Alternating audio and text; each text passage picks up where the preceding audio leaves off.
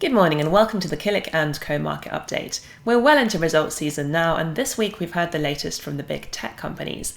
Microsoft, Alphabet, Amazon and Meta have all beaten expectations. Bear in mind that expectations for tech companies were not particularly high as we came into this results season. Leaders of these companies have already warned us that growth in cloud computing was starting to slow down, and that would be bad news for Microsoft, Alphabet and Amazon. We know these big tech companies have been cutting staff, and that doesn't send a particularly great signal. And finally, we know that the global economy has been slowing down, and that doesn't bode well for the advertising spend that is so important for Meta and for Alphabet. However, some of the key takeaways from earnings season so far are that cloud computing has not slowed by as much as we expected, and that advertising spend has been surprisingly resilient. As a result, it's been a good week for tech shares.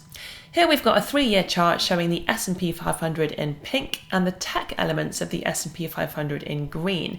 You can see that tech has massively outperformed until the end of 2021. It then had that big sell-off in 2022, but this year so far it's picked up quite nicely.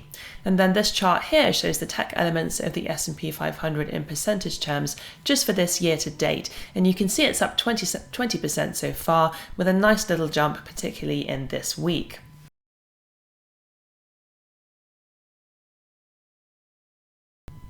While the tech sector has had a good start to 2023, most tech shares are still way below where they were at the end of 2021.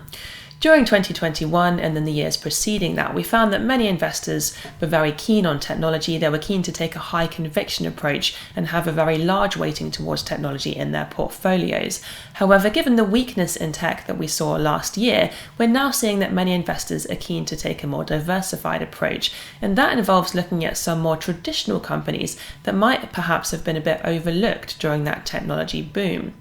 One possible example is Linde, which is an industrial gases company with a particular focus on hydrogen and carbon capture. Hydrogen is currently being viewed as a potential alternative fuel source for larger vehicles where a battery might not be viable. As you can see from this chart, the shares in Linde were pretty resilient during 2022, and they've moved higher this year. This week, the company published results and it raised its earnings guidance for the full year, and that has led the shares to a new record high.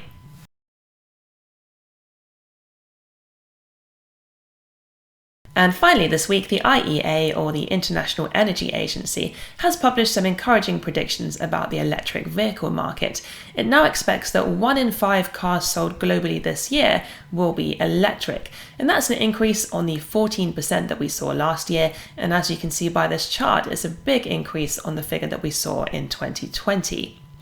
Almost all of the world's big car manufacturers have announced pretty ambitious electric vehicle targets, and we've got a few examples here. Toyota, 3.5 million annual electric car sales by 2030, and it's rolling out 30 new battery electric vehicle models. Volkswagen, all electric vehicles to exceed 70% of European and 50% of Chinese and US sales by 2030. Ford, 1/3 of sales to be fully electric by 2026 and 50% by 2030, with all electric sales in Europe by 2030. BMW, 50% of vehicles sold to be fully electric by 2030 or earlier. And then finally Mercedes, all newly launched vehicles will be fully electric by 2025.